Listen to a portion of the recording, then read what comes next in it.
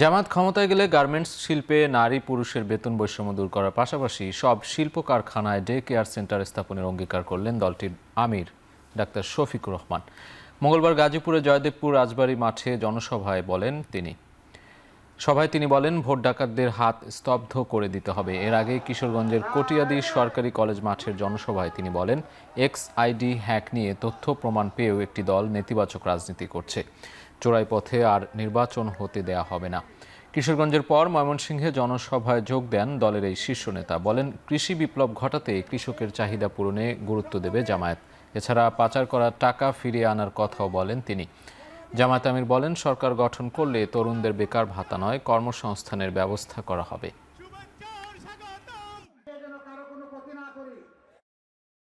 দলেরও নেতৃবৃন্দ বলতেছেন তারাও দুর্নীতিমুক্ত দেশ গড়বেন। ভালো কথা, চ্যারিটি স্টার্টস ফ্রম হোম। ভালো কাজ নিজের ঘর থেকে শুরু করতে হয়, সেটার প্রমাণ আগে দেন। 49 জন ঋণ খেলাপি যাদেরকে বগলের নিচে নিয়ে নির্বাচন করছেন, আগে তাদেরটা বাতিল ঘোষণা করেন। ভোটের দিকে কেউ যদি অন্যায়ভাবে হাত বাড়ায়, সেই হাত স্তব্ধ করে দিতে হবে।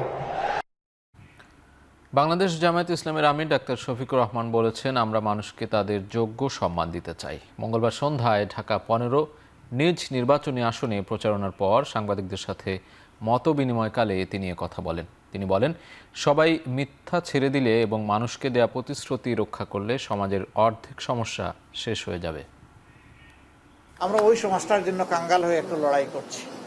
ওই সমাজটা হয়ে গেলে সকল ধর্ম বর্ণ সমস্ত মানবী আলহামদুলিল্লাহ তারা নিরাপত্তার চাদরে তারা আশ্রয় পেয়ে যাবেন।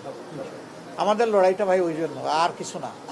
আমরা গদিতে বসবো, প্রধানমন্ত্রী প্রেসিডেন্ট মন্ত্রী হব, এমপি হব, তারপরে অনেক কিছু দুনিয়া বানায় ফেলবো, মানুষ আমাদেরকে যেখানে যাব সেখানে সম্মান দিবে। নো, আল্লাহর কসম, এগুলো আমাদের মনে নাই। বরঞ্চ সারাদিন থেকে মানুষকে একটু সম্মান করতে পারি কিনা কাঙ্গালের মতো, এটাই আমরা চেয়ে থাকি। মানুষকে একটু ভালোবাসতে পারলাম কিনা, এটাই আমাদের কথা। জামায়াতের আমিরের পর এবার জামায়াতের সেক্রেটারি জেনারেল মিয়া গোলাম পরোয়ারের এক্সআইডি হ্যাকের অভিযোগ পাওয়া গেছে। মঙ্গলবার রাতে এখন টিভিকে বিষয়টি নিশ্চিত করেন গোলাম পরোয়ারের ছেলে আহমেদ আতাউল্লাহ সালমান। তিনি অভিযোগ করেন, মিয়া গোলাম পরোয়ারের এক্স হ্যান্ডেল হ্যাক করে মঙ্গলবার রাত 8:31 একটি আপত্তিকর পোস্ট দেয় হ্যাকাররা। এর আগে জামায়াতের আমির ডাক্তার শফিকুর রহমানের এক্সআইডিও হ্যাক হয় বলে অভিযোগ করা হয় দলটির পক্ষ থেকে।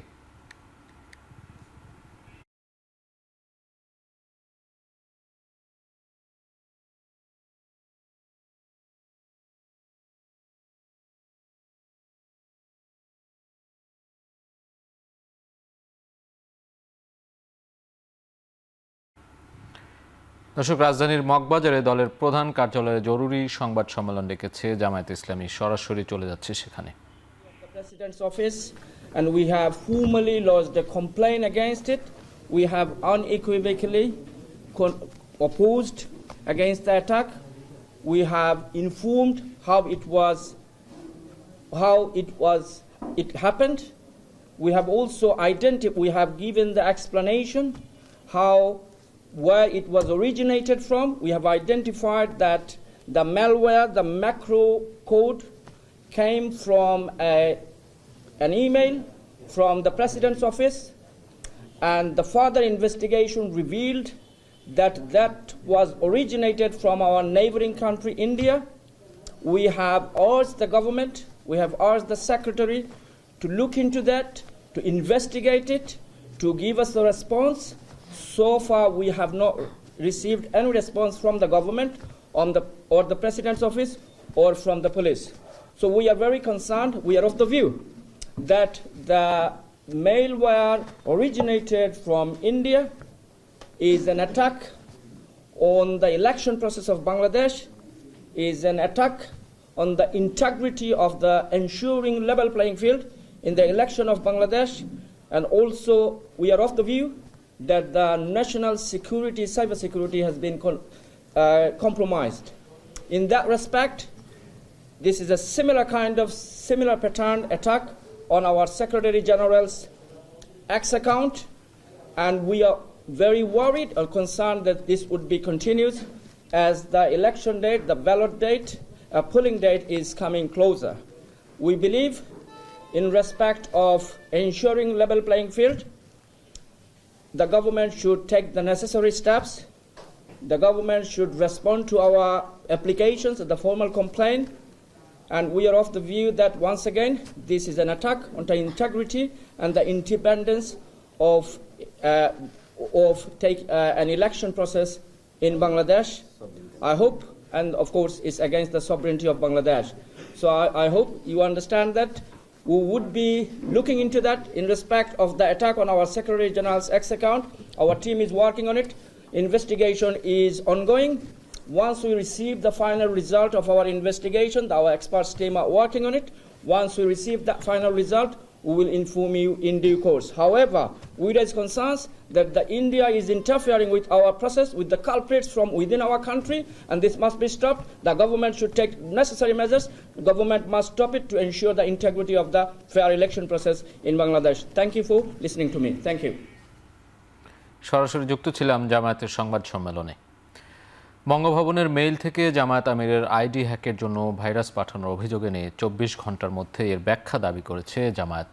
মঙ্গলবার বিকেলে বঙ্গভবনের সামরিক সচিবের কাছে আইডি হ্যাক এবং ভাইরাস পাঠানো মেইল সংক্রান্ত প্রমাণাদি উপস্থাপন করে একথা জানান জামায়াতের প্রতিনিধি দল। বিকেল 5টার কিছু আগে বঙ্গভবনে প্রবেশ করেন দলের কেন্দ্রীয় নির্বাচন পরিচালনা কমিটির 4 সদস্য। বঙ্গভবনের কর্মকর্তাদের সঙ্গে প্রায় ঘণ্টাখানেকের বৈঠক হয় তাদের। পরে জামায়াত প্রতিনিধি দলের মুখপাত্র ইঞ্জিনিয়ার সিরাজুল জানান, তারা রাষ্ট্রপতির প্রেস সচিবকে ধাপে ধাপে ব্যাখ্যা করেছেন জামায়াত আমিরের মেইল সহ তাদের বিভিন্ন শাখার মেইলে কী করে বঙ্গভবনের একটি মেইল থেকে ম্যালওয়্যার ভাইরাস পাঠানো হয়েছে।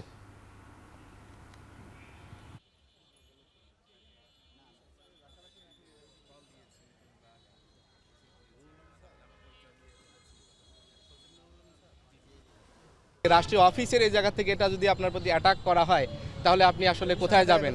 আমরা এটা কখনোই এক্সপেক্ট করতে পারি না যে এই আইডি ব্যবহার করে এই কাজটা করা হবে। আমরা তো এখন পর্যন্ত যা জানি সেটা হচ্ছে এই কর্মকর্তার মেইল অ্যাড্রেস থেকে গিয়েছে। সো এরপরে তো এর দায়িত্বটা হচ্ছে এই অফিসের, যে এই কর্মকর্তা সেটা কেন পাঠালেন, কিভাবে পাঠালেন বা কি হয়েছে সেটা তাদের দায়িত্ব। কারণ আমরা স্পষ্টভাবে এটা প্রমাণ করতে পেরেছি বা প্রমাণ পেয়েছি সেটা হচ্ছে এখান থেকেই পাঠানো হয়েছে।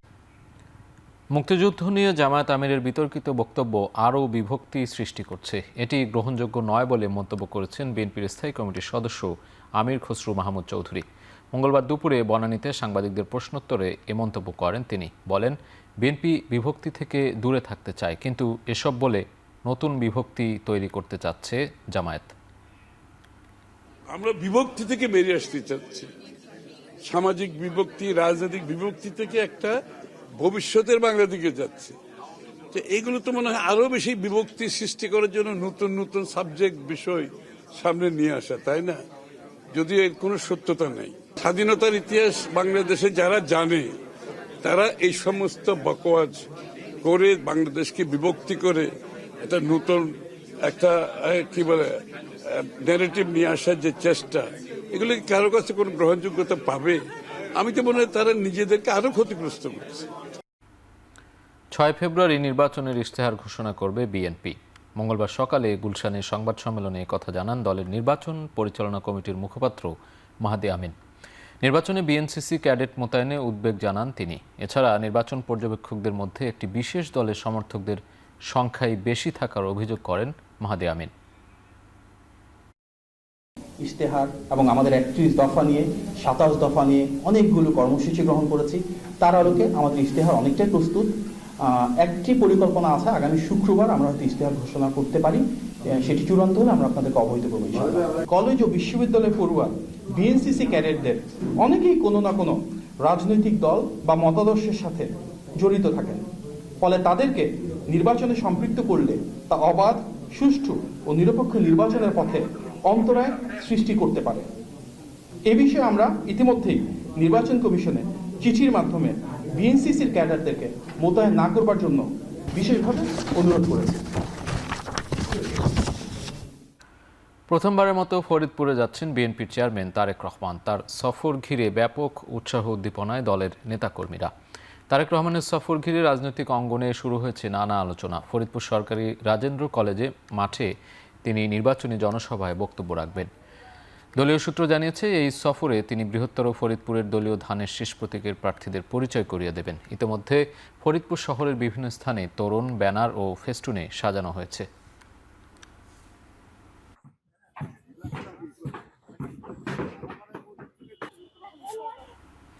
বুধবার নির্বাচনী সফরে বরিশাল যাচ্ছেন বিএনপির চেয়ারম্যান তারেক রহমান। নগরীর বেলস পার্ক ময়দানে জনসভায় বক্তব্য রাখবেন তিনি। সবশেষ 2006 সালে বরিশাল সফর করেছিলেন তারেক রহমান। এই সফরকে ঘিরে উপকূলীয় এলাকায় বিএনপির নেতাকর্মীদের মধ্যে দেখা গেছে উদ্দীপনা। বিভাগীয় সমাবেশ সফল করতে ইতিমধ্যে জেলা ও উপজেলা পর্যায়ে একাধিক প্রস্তুতি সভা অনুষ্ঠিত হয়েছে। এদিকে প্রথমবারের মতো ফরিদপুর সফরে যাবেন তারেক রহমান। ফরিদপুর রাজেন্দ্র কলেজ মাঠে আয়োজিত জনসভায় বক্তব্য রাখবেন তিনি।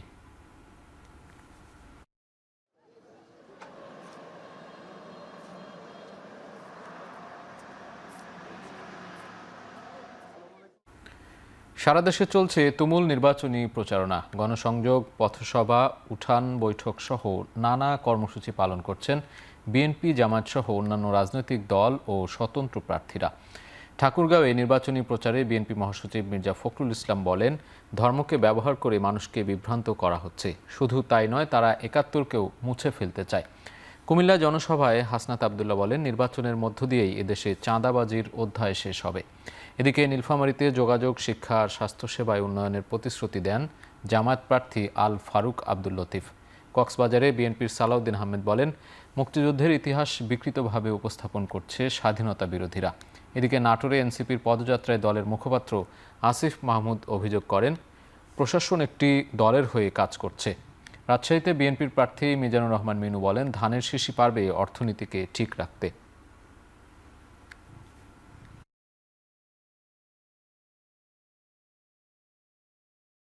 দুর্ভাগ্যজনকভাবে একটা গোষ্ঠী ওই ৭১কে পিছিয়ে ফেলতে চায়। ৭১কে পিছিয়ে ফেললে আমি আমার অস্তিত্ব চর্চা করব। সেই জন্যই আমি সবসময় এই কথা জীবন গলায় করি, ৭১ হচ্ছে আমার মূল অস্তিত্ব, এটাকে নিয়েই আমাকে দিলাম। ১২ তারিখের পরে যদি ভুলেও বাবুর বাজারে একটা পয়সা কেউ খাওয়ার চেষ্টা করে, একদম পেটের ভিতর থেকে টাকা উঠে নেওয়া। এখানে ভালো শিক্ষা প্রতিষ্ঠান করা দরকার। বেকার যুবকদের কর্মসংস্থানের জন্য কর্মমুখী শিক্ষা হিসেবে কারিগরি শিক্ষা সম্প্রসারণ করা দরকার। একটা রাজনৈতিক দলের একজন কর্মী হিসাবে আমাদের দায়িত্ব বাংলাদেশের স্বাধীনতার ইতিহাস নিয়ে যারা বিভ্রান্তি সৃষ্টি করতে চায়, মিথ্যা তথ্য দিতে চায়, স্বাধীনতার ইতিহাসকে যারা বিকৃত করতে চায়, তাদেরকে ধিক্কার জানানো। ফলে একটি দল চাপে পড়ে গণভোটে হ্যাঁ ভোটের পক্ষে বলেছে, কিন্তু তারপরেও আমরা সোশ্যাল মিডিয়ায় বিভিন্ন পত্রিকায় দেখি তাদের নেতা কর্মীরা মাঠ পর্যায়ে না ভোট চাচ্ছে। এই আসন সবসময় বিএনপির। আমি আশা করছি যে সব যারা অংশগ্রহণ করছে তারা সবাই আমাদের ভাই। নির্বাচনে আমরা সবাই ভাই হিসেবে আমরা জনগণ যাকে নির্বাচিত করবে ভবিষ্যতে সবাই মিলে একসঙ্গে। এদিকে ঢাকার বিভিন্ন আসনেও চলছে প্রার্থীদের দৌড়ঝাঁপ। অভিযোগ পাল্টা অভিযোগ আর প্রতিশ্রুতি নিয়ে ভোটারদের কাছে যাচ্ছেন তারা। মঙ্গলবার সকালে ঢাকা 10 ও 6 আসনে গণসংযোগ করেন জামায়াত প্রার্থী অ্যাডভোকেট জসিমউদ্দিন সরকার ও ডাক্তার আব্দুল মান্নান।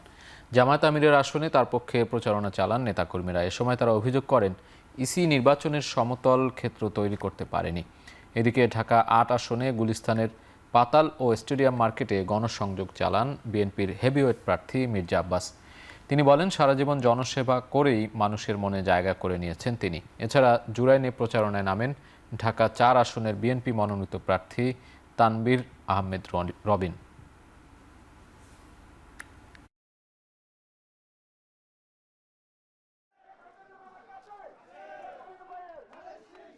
ইনসাফের সহযোদ্ধা যারা, আমি তাদের জন্য লড়াই করতে এসেছি এখানে। আমাকে জনগণ টাকা দিচ্ছে নির্বাচন করার জন্য, অতএব জনগণের সাথে বেইমানি করতে এখানে আসি না, আমি বেইমানি করব না। আমাদের নির্বাচনের ওয়ার্কারদের উপর হামলা শুরু করেছে। ইতিমধ্যেই ময়মনসিংহে আমাদের একজন ভাইকে শহীদ করা হয়েছে। ডাক্তার শফিকুর রহমানের আসনে ঢাকা 15, সেখানেও আমাদের প্রায় 15 জন ভাইকে তারা হামলা করে আহত করেছে। ইনকিলাবীদের মনোনয়ন দিয়ে বিএনপি সবচেয়ে বড় ভুলটা করেছে। জনগণের টাকা লুটপাটকারীরা যদি মনোনয়ন পায় আগামী দিনে তাদেরকে জনগণ ভোট দেবে না বলে মনে করি। এবং নারীদেরকে উত্ত্যক্ত করা হচ্ছে বিভিন্ন জায়গায়। নারীরা নিরাপদে ভোট হলে 80% নারী আমাদের পক্ষে ভোট দেবে ইনশাআল্লাহ। আমার এই ছেলেপেলেরা যা শুরু করেছে তারা লাভ দিয়ে হঠাৎ পরিণত হয়ে গেছে। এখন অল্প পানির মাছ বেশি পানিতে পড়লে যেরকম করে এদের অবস্থা তেমন হয়ে গেছে। ঢাকা 11 আসনে বিএনপির প্রার্থী এম এ কাইয়ুমের প্রার্থিতার বৈধতা চ্যালেঞ্জ করে 11 দলীয় জোটের প্রার্থী নাহিদ ইসলামের রিট সরাসরি খারিজ করে দিয়েছেন হাইকোর্ট। এর ফলে নির্বাচনে অংশ নেওয়ায় কোনো বাধা নেই তার। এদিকে চট্টগ্রাম 4 আসনের বিএনপি প্রার্থী আসলাম চৌধুরী, চট্টগ্রাম 2 আসনের সারোয়ার আলমগীর ও শেরপুর 2-এ বিএনপির ফাহিম চৌধুরীর নির্বাচনে অংশ নিতে বাধা নেই বলে আদেশ দিয়েছেন আপিল বিভাগ। তবে আপিলের শুনানি শেষ না হওয়া পর্যন্ত তাদের নির্বাচনের ফলাফল প্রকাশ করা হবে না বলে জানিয়েছেন আপিলকারীর আইনজীবীরা। সকালে প্রধান বিচারপতি জুবাইর রহমান চৌধুরীর নেতৃত্বাধীন আপিল বিভাগ এ আদেশ দেন। এদিকে মঙ্গলবার বিচারপতি ফাহমিদা কাদের ও বিচারপতি আসিফ হাসানের হাইকোর্ট বেঞ্চ এনসিপির আহ্বায়ক নাহিদ ইসলামের রিটটি খারিজ করে দেন। নাহিদ ইসলাম তার রিটে অভিযোগ করেছেন তার প্রতিদ্বন্দ্বী প্রার্থী এম এ কাইয়ুম ভানুয়াতুর নাগরিক, যে তথ্য তিনি হলফনামায় গোপন করেছেন। তবে কাইয়ুমের আইনজীবী বলেন প্রতীক বরাদ্দের পর এমন রিটের যৌক্তিকতা নেই।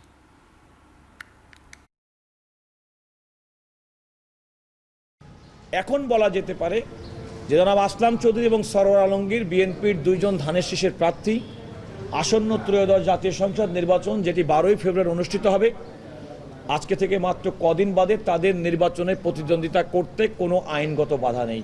বিপ্লব উত্তর বাংলাদেশে যে নতুনভাবে এই বিচারালয়ের পদচারণা, সেজন্য আমরা সবাই খুবই আশাবাদী এবং এইভাবে হয়তো দেশটা আগায় যাবে। তো আর ভাই তো বলেই দিলেন, সো এই 3 জনের ব্যাপারে ইনশাল্লাহ আল্লাহ জনগণকে সিদ্ধান্ত নেওয়ার শক্তি দেখ। ডিজিএফআই ও এনএসআই এর জরিপের ভিত্তিতে রাষ্ট্রীয় প্রতিষ্ঠানকে কাজে লাগিয়ে একটি রাজনৈতিক দল নিজেদের প্রার্থী নির্ধারণ করেছে বলে অভিযোগ করেছেন জাতীয় নাগরিক পার্টির নির্বাচন পরিচালনা কমিটির চেয়ারম্যান আসিফ মাহমুদ সজীব ভূঁইয়া। মঙ্গলবার সন্ধ্যায় রাজধানীর বাংলা মোটরে এনসিপির কার্যালয়ে আয়োজিত এক সংবাদ সম্মেলনে তিনি এই অভিযোগ করেন। আসিফ মাহমুদ এই ঘটনাকে গণতন্ত্রের জন্য হুমকি স্বরূপ বলেও মন্তব্য করেন। গণভোট নিয়ে বিভ্রান্তি ছড়ানোর মাধ্যমে বিএনপি মুনাফিকি করছে বলে মন্তব্য করেছেন আসিফ মাহমুদ। এ সময় তিনি হুঁশিয়ারি দিয়ে বলেন, আসন্ন নির্বাচন যদি সুষ্ঠু না হয় তবে তার দায় কেবল নির্বাচন কমিশনের নয়, তা ডক্টর ইউনূস সরকারের ওপরেও বর্তাবে। নির্বাচন কমিশন দায়সারা নির্বাচন আয়োজনের চেষ্টা করছে বলে অভিযোগ করেন তিনি। সুষ্ঠু নির্বাচনের স্বার্থে তিনি সেনাবাহিনীর ম্যাজিস্ট্রেসি ক্ষমতা যথাযথভাবে প্রয়োগের ব্যবস্থা নিশ্চিত করার আহ্বান জানান। ওনারা ডিজিএফআই এবং এনএসআই এর জরিপের উপরে ভিত্তি করে প্রার্থী ঠিক করেছেন। যখন একটা সরকার দায়িত্বে আছে, এই নির্বাচন তারা আয়োজন করছে, সেই রাষ্ট্রীয় প্রতিষ্ঠানকে কাজে লাগিয়ে একটি দল নিজেদের প্রার্থী বাছাই করছে। এটা প্রথমেই এক ধরনের অগণতান্ত্রিক, এক ধরনের কিংস পার্টির আচরণ। ত্রয়োদশ জাতীয় সংসদ নির্বাচনে 35 দফা নির্বাচনী ইশতেহার ঘোষণা করেছে খেলাফতে মজলিস। এ সময় নির্বাচনে জয়লাভ করতে পারলে এই 35 দফা বাস্তবায়নের কথাও জানানো হয় দলটির পক্ষ থেকে। মঙ্গলবার পুরানা পল্টনের দলের পক্ষ থেকে ত্রয়োদশ জাতীয় নির্বাচনের 35 দফার ইশতেহার ঘোষণা করেন খেলাফতে মজলিসের যুগ্ম মহাসচিব ডক্টর মোস্তাফিজুর রহমান ফয়সাল। এ সময় ইশতেহারে জুলাই সনদ বাস্তবায়ন ও কল্যাণ রাষ্ট্র প্রতিষ্ঠা, আইনের শাসন ও জবাবদিহিতা নিশ্চিত, জননিরাপত্তা ও শৃঙ্খলা, স্বাধীন গণমাধ্যম ও মত প্রকাশের স্বাধীনতা নিশ্চিত সহ বিচার বিভাগ, অর্থনীতি, শিক্ষা, বেকারত্ব দূরীকরণ ও কর্মসংস্থান সৃষ্টির কথা ইশতেহারে তুলে ধরা হয়। বলা হয় অঞ্চলভিত্তিক বিশেষায়িত হাসপাতাল প্রতিষ্ঠা সহ গ্রাম উন্নয়নের কথাও। সাধারণ শিক্ষা এবং মাদ্রাসা শিক্ষার মধ্যে আমরা দূরত্ব কমিয়ে সমন্বিত একটি একমুখী শিক্ষা ব্যবস্থা চালু করার চেষ্টা করব, যেখানে নৈতিকতা এবং আধুনিক বিজ্ঞানের সমন্বয় থাকবে। ইউনিয়ন পর্যায়ে স্বাস্থ্যকেন্দ্রগুলোকে 100 শয্যার হাসপাতালে রূপান্তর করা হবে এবং অঞ্চলভিত্তিক বিশেষায়িত হাসপাতাল থাকবে, যেখানে সরাসরি ইউনিয়ন কেন্দ্র থেকে রোগী রেফার করার সুযোগ থাকবে। বিগত ফ্যাসিস্ট সরকারের আমলে হওয়া 3টি নির্বাচন একজনের ইচ্ছায় হয়েছে বলে মন্তব্য করেছেন প্রধান উপদেষ্টার বিশেষ সহকারী অধ্যাপক আলী রিয়াজ। ঢাকা বিশ্ববিদ্যালয়ের সিনেট ভবনে আয়োজিত সরকারি বেসরকারি বিশ্ববিদ্যালয়ে গণভোট বিষয়ে মতবিনিময়ে একথা বলেন তিনি। দেশের ক্রান্তিলগ্নে সবাইকে ঐক্যবদ্ধভাবে দেশ গড়ার সিদ্ধান্ত নেওয়ার তাগিদ দেন আলী রিয়াজ। তরুণদের জন্য আজকে কাজের সংস্থান হয় না। আপনি চিন্তা করে দেখুন, যে পরিমাণ টাকা লুট হয়ে দেশের বাইরে চলে গেছে, সেগুলো যদি এই দেশে বিনিয়োগ হতো, তাহলে যে তরুণরা আজকে বেকারত্বের ভয়াবহ দুর্বিষহ জীবনযাপন করছেন, তাদের জন্য কাজের সুযোগ হতে। বাংলাদেশ এমন একটা ক্রান্তি লগ্নে উপস্থিত হয়েছে, যে ক্রান্তি লগ্নে আমাদের সিদ্ধান্ত নিতে হবে আমরা কোন ধরনের বাংলাদেশ চাই। জুলাই গণ অভ্যুত্থানের স্মৃতি জাদুঘর পরিদর্শন করেছেন বিদেশি কূটনীতিকরা। এ সময় ফ্যাসিবাদী আমলে নিহতদের স্মরণে 1 মিনিট নীরবতা পালন করেন তারা। সোমবার 2 ঘণ্টা ব্যাপী এই আয়োজনে সংস্কৃতি উপদেষ্টা মোস্তফা সরোয়ার ফারুকী ও পররাষ্ট্র উপদেষ্টা তৌহিদ হোসেনের উপস্থিতিতে কূটনীতিকদের ব্রিফ করা হয়। এ সময় সংস্কৃতি উপদেষ্টা বলেন, জুলাই জাদুঘর অন্যান্য দেশের অনুরূপ প্রতিষ্ঠানের সাথে সহযোগিতা করবে। জাদুঘরের এই প্রদর্শনীর মধ্য দিয়ে অপশাসনের পুনরাবৃত্তি রোধ করার বিষয়ে জানান তিনি। শেখ হাসিনার অপশাসনের বিরুদ্ধে জনগণের সংগ্রামকে প্রতিফলিত করে উল্লেখ করে পররাষ্ট্র উপদেষ্টা তৌহিদ হোসেন বলেন, জাদুঘরটিতে জুলাই 36 দিনের বিদ্রোহের চূড়ান্ত পরিণতি তুলে ধরেছে। গণ অভ্যুত্থানের স্মৃতি জাদুঘর পরিদর্শন শেষে অনুপ্রেরণামূলক হিসেবে আখ্যায়িত করেন ইউরোপীয় ইউনিয়নের রাষ্ট্রদূত মাইকেল মিলার। জাদুঘরটি আগামী সপ্তাহে জনসাধারণের জন্য উন্মুক্ত করার কথা রয়েছে। The reason we don't want to forget what we went through is that just so we don't make the same mistake again. We don't go through the same process again. And we as a human race, whatever has happened in the last 16 years is not unique to Bangladesh. We should never be very hopeful that we'll take lessons and not try to do the same things again. The human tendency is that they have a propensity towards doing the same mistakes time and again. প্রতিবন্ধীদের জীবনমান উন্নয়নে সবার সঙ্গে একসাথে কাজ করার প্রত্যয় ব্যক্ত করেছেন ব্যারিস্টার জাইমা রহমান। এ সময় তিনি বিদ্যালয়ের পাঠ্যক্রমে প্রতিবন্ধীদের জন্য অন্তর্ভুক্তিমূলক পাঠ চালুর কথাও বলেন। মঙ্গলবার বিকেলে গুলশান সোসাইটি পার্কে শারীরিক মানসিক প্রতিবন্ধীদের সাথে মতবিনিময় অনুষ্ঠানে একথা বলেন জাইমা রহমান। অনুষ্ঠানে তিনি বলেন, শত প্রতিকূলতা মোকাবেলা করে এগিয়ে যাওয়া প্রতিবন্ধীরা দেশের গর্ব। তাদের বাদ দিয়ে কোনো উন্নয়ন সম্ভব নয়। পাশাপাশি বিএনপি ক্ষমতায় গেলে সুবিধাবঞ্চিত এসব মানুষের জন্য নানা পরিকল্পনা তুলে ধরেন ব্যারিস্টার জাইমা রহমান। এ সময় তিনি 25 জন শারীরিক, মানসিক ও বুদ্ধি প্রতিবন্ধী শিশুদের বিভিন্ন সমস্যা ও তাদের কথা শোনেন। অনুষ্ঠানে প্রতিবন্ধী শিশুরা শিক্ষা প্রতিষ্ঠান ও নানা ক্ষেত্রে যেসব সমস্যার সম্মুখীন হন তা তুলে ধরেন। কর্মসংস্থান, শিক্ষাতে যদি আরো সুযোগ সুবিধা দেওয়া হয়, একটু সাহায্য দেওয়া হয়, তাহলে আপনারা নিজেরাই অনেক কিছু করে দেখাতে পারবেন দেশের জন্য, নিজেদের জন্য। প্রতিবন্ধীদের জন্য সহজ সুবিধা করে না, সবার জন্য, হুইল চেয়ার অ্যাক্সেসের জন্য, প্র্যামের জন্য, সাধারণ প্র্যামের জন্য, যদি কোনো আরো বয়স্ক কেউ থাকে, অনেক কিছু দিক দিয়ে। তো আপনারা যে বললেন যে দেশের গর্ব আপনারা হবেন, আর আপনারা তো দেশের গর্বই। আমার মনে হয় এত কষ্ট করেও যে আপনারা এত কিছু করে দেখাতে পেরেছেন, এটা কোন সেনসেশনাল। সহিংসতা ও অবৈধ অস্ত্র নির্বাচনে কোনো ধরনের চ্যালেঞ্জ তৈরি করতে পারবে না। কারো পক্ষ নিলে কঠোর ব্যবস্থা নেওয়া হবে বলে হুঁশিয়ারি দিয়েছেন স্বরাষ্ট্র উপদেষ্টা। আগারগাঁওয়ে কোস্টগার্ড সদর দপ্তরে বাহিনীর 40 জনকে কৃতিত্বপূর্ণ কাজের স্বীকৃতির পদক প্রদান শেষে এসব কথা বলেন উপদেষ্টা। আগারগাঁওয়ে কোস্টগার্ড সদর দপ্তরে বাহিনীর 40 জনকে কৃতিত্বপূর্ণ কাজের স্বীকৃতিস্বরূপ পদক প্রদান শেষে উপদেষ্টা আরও বলেন, নির্বাচনে উপকূলীয় এলাকায় কোস্টগার্ড সদস্যদের নিষ্ঠার সাথে দায়িত্ব পালন করতে হবে। এজন্য কোস্টগার্ডের 100 প্লাটুন সদস্য কাজ করবে। নির্বাচনের দিন কোনো দল বা প্রার্থীর সমর্থনে কাজ করলে কঠোর ব্যবস্থা নেওয়া হবে বলে হুঁশিয়ারি দেন স্বরাষ্ট্র উপদেষ্টা।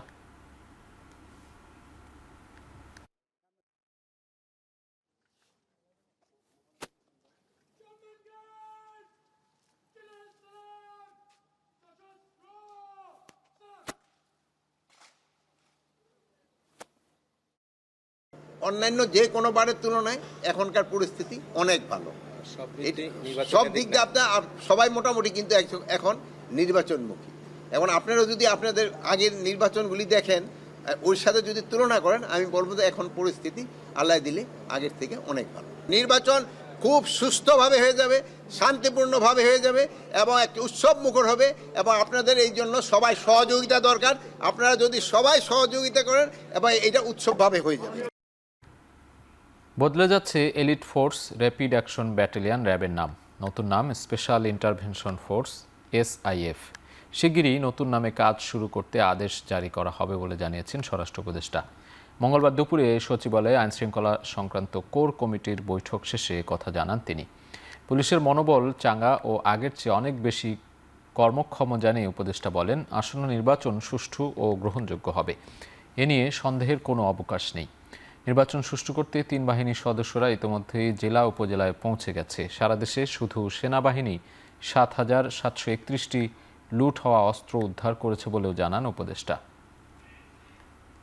র্যাবের যে নতুন নাম, আজকে থেকে এটা নতুন নাম করা হইতেছে স্পেশাল ইন্টারভেনশন ফোর্স SIF। এটা সুপারিশ করেছে মাননীয় প্রধান উপদেষ্টা, এটা অনুমোদন দিয়েছে। পোশাক অলরেডি পরিবর্তন করে আপনাকে কিন্তু একবার দেখানো হয়েছিল, ওই পোশাকগুলি বানানো শুরু হয়েছে। হয়তো এই নেক্সট সপ্তাহে আপনি দেখবেন যে ডিজি হয়তো ওই পোশাকও গায়ে দেওয়া হয়েছে।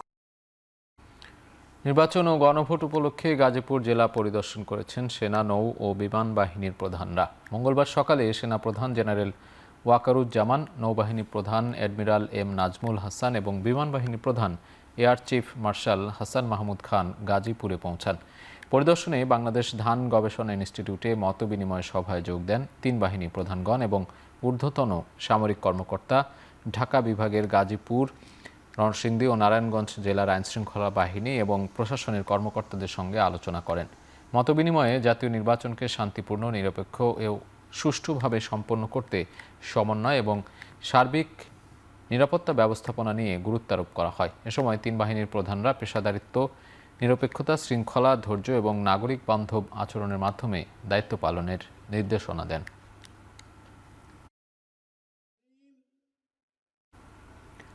লক্ষ্মীপুরে অবৈধভাবে প্রস্তুতকৃত 6টি ভোটের সিলসহ সোহেল রানা নামে এক ব্যবসায়ীকে আটক করেছে পুলিশ। এ সময় একটি মোবাইল ফোন ও কম্পিউটার জব্দ করা হয়। গোপন সংবাদের ভিত্তিতে মঙ্গলবার বিকেলে শহরের পুরাতন আদালত রোডের মারিয়াম নামে একটি দোকানে অভিযান চালায় পুলিশ। এ সময় ভোটে ব্যবহৃত 6টি সিল উদ্ধার করা হয়। জব্দ করা হয় একটি মোবাইল ফোন ও কম্পিউটার। আটক করা হয় সোহেল নামে একজনকে। তিনি জানান, অর্ডার পেয়ে সিলগুলো বানিয়েছেন, তবে কে বা কারা সিল বানানোর অর্ডার দিয়েছেন তা এখনও জানা যায়নি।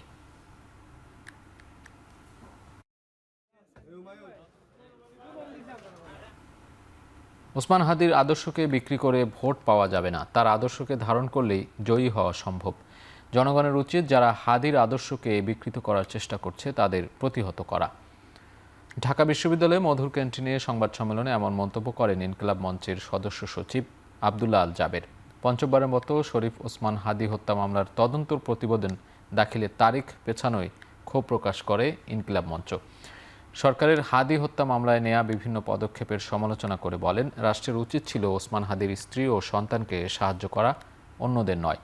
দ্রুত, নিরপেক্ষ ও স্বচ্ছ তদন্ত পরিচালনা করা এবং সঠিক বিচার নিশ্চিতের জন্য জাতিসংঘের সহায়তা চান তিনি।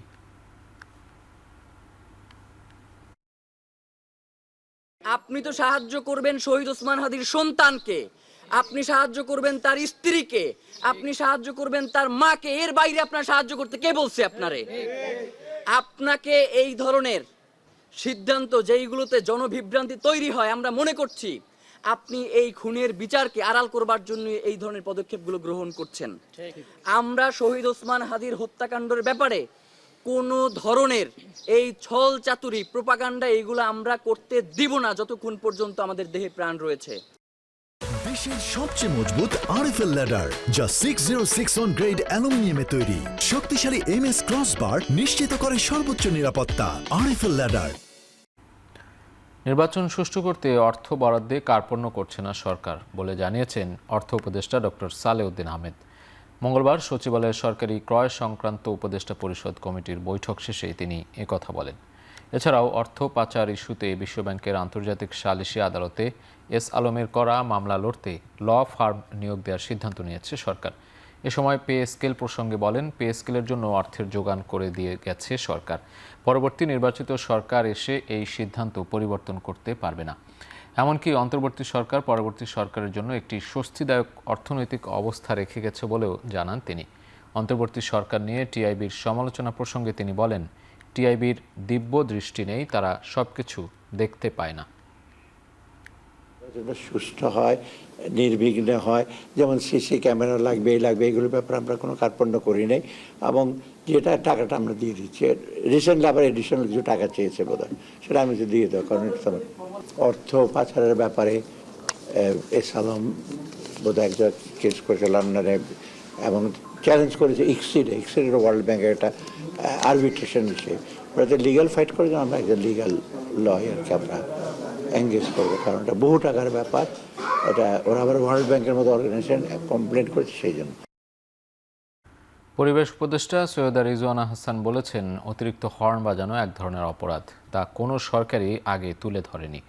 নীরব এলাকায় হর্ন বাজালে আইনি ব্যবস্থা নেওয়ার কথাও বলেন উপদেষ্টা। মঙ্গলবার সকালে শিক্ষা চত্বরে ঢাকা মহানগর পুলিশ আয়োজিত হর্ন বাজানো ও শব্দ দূষণ প্রতিরোধ অনুষ্ঠানে এসব কথা বলেন সৈয়দা রিজওয়ানা হাসান। কোন কোন জায়গাকে নীরব এলাকা ঘোষণা করা হয়েছে, সেই প্রত্যেকটা এলাকাতেই ওনারা আগামী 6 মাসে কিভাবে কাজ করবেন তার একটা পরিকল্পনা আমরা থাকতে থাকতেই আমরা চূড়ান্ত করে দিয়ে যাব, যাতে করে নতুন সরকার আসলে যদি পদেও রদবদল হয়, যিনি দায়িত্বে আসবেন তিনি এই কাজটা করতে পারেন। এবং আশা করি এই কর্মপরিকল্পনাটা পুলিশ তাদের ওয়েবসাইটে দিয়ে দেবে, আমরা ডিপার্টমেন্ট অফ এনভায়রনমেন্টেরও ওয়েবসাইটে দিয়ে দিব, সো দ্যাট আপনারা এটা দেখতে পারেন যে এটা কতটুকুন বাস্তবায়িত হচ্ছে। বিস্ফোরক অধিদপ্তরের লাইসেন্স প্রদানে দীর্ঘসূত্রতা, নবায়ন প্রক্রিয়ায় অস্বচ্ছতা, অযৌক্তিক বিলম্বে রেফ্রিজারেশন ও এয়ার কন্ডিশনিং খাত মারাত্মকভাবে ক্ষতিগ্রস্ত হচ্ছে, এমন অভিযোগ তুলেছে খাত সংশ্লিষ্টরা। মঙ্গলবার রাজধানীর সেগুনবাগিচায় বিস্ফোরক অধিদপ্তরের সামনে এই খাতে সমস্যা নিরসনে মানববন্ধন করেছে Bangladesh refrigeration and air conditioning merchants association. এ সময় সংগঠনটির সভাপতি আনোয়ারুল ইসলাম 3 দফা দাবি তুলে ধরেন। বলেন, 1984 সালের আইনে পরিচালিত বিস্ফোরক অধিদপ্তর পরিচালিত হচ্ছে। পুরনো এই আইন বাতিল না করলে রেফ্রিজারেশন ও এয়ার কন্ডিশনিং খাত চরমভাবে ক্ষতিগ্রস্ত হবে। মন্ত্রণালয়ের দীর্ঘসূত্রিতার কারণে লাইসেন্স প্রদান ও নবায়ন প্রক্রিয়া বাধাগ্রস্ত হচ্ছে বলে অভিযোগ করেন তিনি।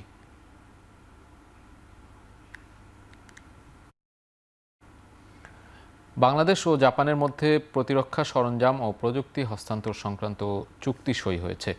মঙ্গলবার ঢাকা সেনানিবাসে এই চুক্তি সই হয়। এতে বাংলাদেশের পক্ষে সশস্ত্র বাহিনী বিভাগের principal staff officer lieutenant general SM Kamrul Hasan ও জাপানের পক্ষে দেশটির রাষ্ট্রদূত সাইডা শিনিচি সই করেন। সশস্ত্র বাহিনী বিভাগ জানায়, এই চুক্তির মাধ্যমে দুই দেশের মধ্যে উন্নত প্রযুক্তি, প্রতিরক্ষা সরঞ্জাম অধিগ্রহণ ও যৌথ গবেষণা কার্যক্রম চলবে।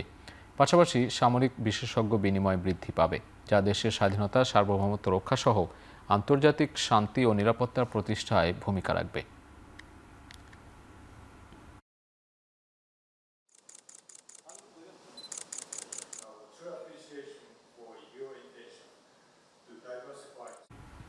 (2026) সালের জানুয়ারিতে MFS কোম্পানি নগদ 40,301 কোটি টাকা লেনদেন করেছে, যা এখন পর্যন্ত এক মাসে সর্বোচ্চ লেনদেন বলে জানিয়েছে নগদ কর্তৃপক্ষ।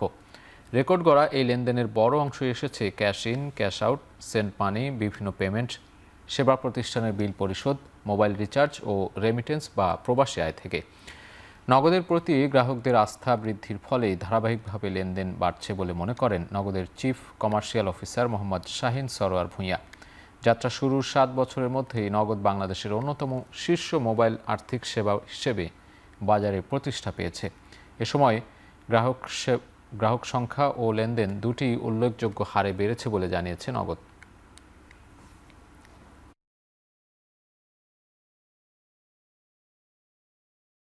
এবার আন্তর্জাতিক প্রসঙ্গ।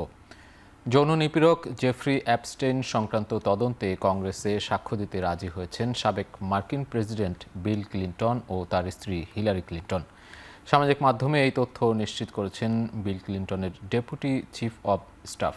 অ্যাপস্টেইন সংক্রান্ত দ্বিপক্ষীয় তদন্তে সাক্ষ্য দিতে অস্বীকার করায় বিল ও হিলারি ক্লিন্টনের বিরুদ্ধে কংগ্রেসের প্রতিনিধি পরিষদ অবমাননার প্রস্তাব আনার তোড়জোড় শুরু হয়ে গেল কয়েকদিন আগে। এর জেরেই সাক্ষ্য দিতে রাজি হলেন ক্লিন্টন দম্পতি। সম্প্রতি শিশু যৌন নিপীড়ক অ্যাপস্টেনের প্রায় ৩০ লাখ নথি প্রকাশ করেছে মার্কিন বিচার বিভাগ। এক নারীর সঙ্গে বিল ক্লিন্টনের ছবি প্রকাশ পেলেও তার বিরুদ্ধে এখনও যৌন হয়রানির অভিযোগ পাওয়া যায়নি।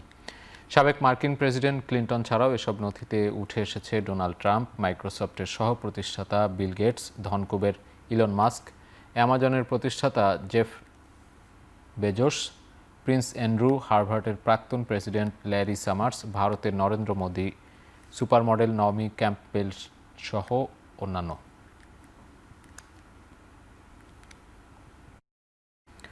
ধর্ষণের মামলায় বিচার শুরু হলো নরওয়ের রাজপুত্র মারিয়াসবার্গের। দেশটির আদালতের ইতিহাসে যাবৎকালের সবচেয়ে আলোচিত মামলা এটি। রাজধানী অসলোতে এক নারীর ফ্ল্যাটে সহিংসতার ঘটনায় বর্গকে গ্রেপ্তারের ১.৫ বছর পর শুরু হলো ৭ সপ্তাহব্যাপী বিচারের কাজ। ৪ সপ্তাহ ধরে রিমান্ডে থাকায় পুলিশি হেফাজতেই আছেন তিনি। ধর্ষণের ৪টি সহ মোট ৩৮টি অভিযোগ রয়েছে তার বিরুদ্ধে। সব অভিযোগই প্রত্যাখ্যান করেছেন ২৯ বছর বয়সী এই যুবক। নরওয়ের রাজকন্যা ও যুবরানী মেট্রে মারিটের ছেলে বর্গ। তাদের নিয়ে প্রায় প্রতিদিন নতুন নতুন চাঞ্চল্যকর তথ্য বেরিয়ে আসতে থাকার মধ্যেই শুরু হলো এই বিচার। কুখ্যাত মার্কিন যৌন নিপীড়ক জেফ্রি অ্যাপস্টেইনের হাজারখানেক মেইলে মেট্রে মারিটের নাম উঠে আসায় সমালোচনা বাড়ছে নরওয়ের রাজ পরিবারকে ঘিরে। দেশের ১ নম্বর gas stove RFL gas stove, যা বেশি তাপেও ফাটে না আর হ্যাসেল ফ্রি অটো ইগনিশন নিশ্চিত করে ঝামেলাহীন রান্না। আরএফএল গ্যাস স্টোভ, নিরাপদ ও ঝামেলাহীন। মোদির সঙ্গে ফোনালাপের পর ভারতীয় পণ্যে আমদানি শুল্ক ২৫% থেকে কমিয়ে ১৮% করার ঘোষণা দিয়েছেন ট্রাম্প। ট্রুথ সোশ্যালের পোস্টে ট্রাম্প দাবি করেন, দুই দেশের মধ্যে হওয়া চুক্তি অনুযায়ী যুক্তরাষ্ট্রের পণ্যের ক্ষেত্রে শুল্ক ও নন ট্যারিফ বাধা শূন্যে নামিয়ে আনার প্রতিশ্রুতি দিয়েছে ভারত।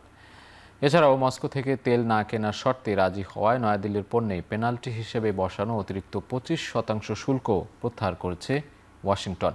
পোস্টে ট্রাম্প দাবি করেছেন, রাশিয়ার পরিবর্তে যুক্তরাষ্ট্র ও ভেনেজুয়েলা থেকে তেল আমদানি করবে ভারত। ট্রাম্পের শুল্ক কমানোর ঘোষণায় উচ্ছ্বাস প্রকাশ করে সামাজিক মাধ্যমে বার্তা দিয়েছেন মোদি।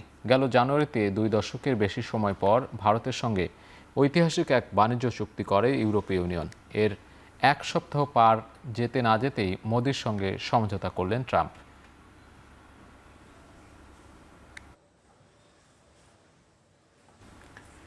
গ্রিনল্যান্ডের নিয়ন্ত্রণ নেয়ার পরিকল্পনা থেকে এখনও সরে আসেননি মার্কিন প্রেসিডেন্ট ডোনাল্ড ট্রাম্প। এমন অভিযোগ করে আবারও সতর্ক বার্তা জানিয়েছেন গ্রিনল্যান্ডের প্রধানমন্ত্রী ফ্রেডেরিক নেলসেন। পার্লামেন্টের এক ভাষণে তিনি বলেন, সামরিক শক্তি প্রয়োগের সম্ভাবনা ট্রাম্প নাকচ করে দিলেও আর্কটিক দ্বীপটিকে নিয়ন্ত্রণ করতে চায় ওয়াশিংটন।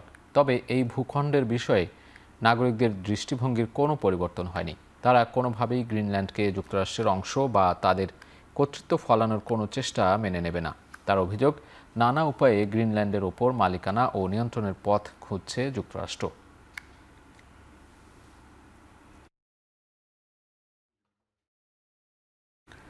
চল্লিশ বছরের রেকর্ড সর্বোচ্চ তুষারপাত আর তীব্র শীতে জাপানে ২ সপ্তাহে প্রাণ গেছে অন্তত ৩০ জনের। ৩০০ সেন্টিমিটার পুরু তুষারের স্তূপের নিচ থেকে উদ্ধার করা হয় ৯১ বছর বয়সী এক বৃদ্ধার মরদেহ। ভারী তুষারপাতের কারণে দুর্যোগ কবলিত এলাকাগুলোতে সেনা মোতায়েনে মঙ্গলবার নির্দেশ দেন প্রধানমন্ত্রী সানায়ে তাকাইচি। হিমবাহ ধস আর ছাদে জমে থাকা ভারী তুষারের স্তর ভেঙে পড়ার বিষয়ে সতর্ক থাকতে নির্দেশ দেওয়া হয়েছে স্থানীয়দের। উত্তরের আওমরি শহর ঢেকে আছে ১৭৫ সেন্টিমিটার তুষারের নিচে। বছরের এ সময়ে যা স্বাভাবিকের চেয়ে দ্বিগুণের বেশি। এর আগে সোমবার শহরের কিছু এলাকায় ১৮৩ সেন্টিমিটার তুষারপাত রেকর্ড করা হয়, যা ১৯৮৬ সালের পর সর্বোচ্চ। এবার খেলার প্রসঙ্গ।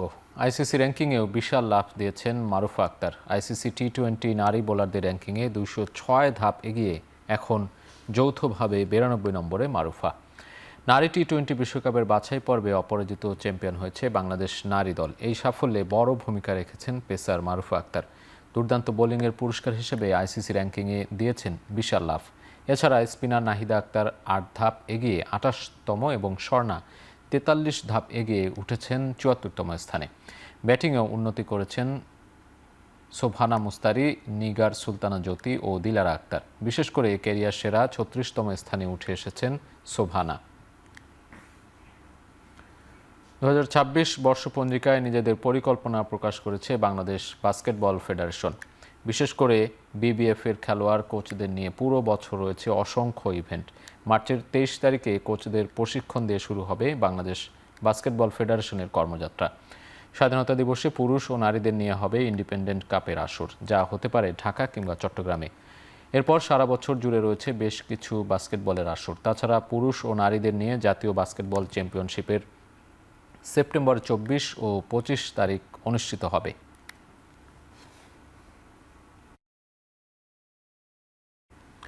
শেষ করছি এখন চারদিক। এখন টেলিভিশন ওয়েবসাইটে দেখতে ভিজিট করুন www.ekhon.tv। এছাড়া ফেসবুকে দেখতে ভিজিট করতে পারেন facebook.com/tv.ekhon। ইউটিউবে দেখতে ভিজিট করতে পারেন youtube.com/c/ekhon tv।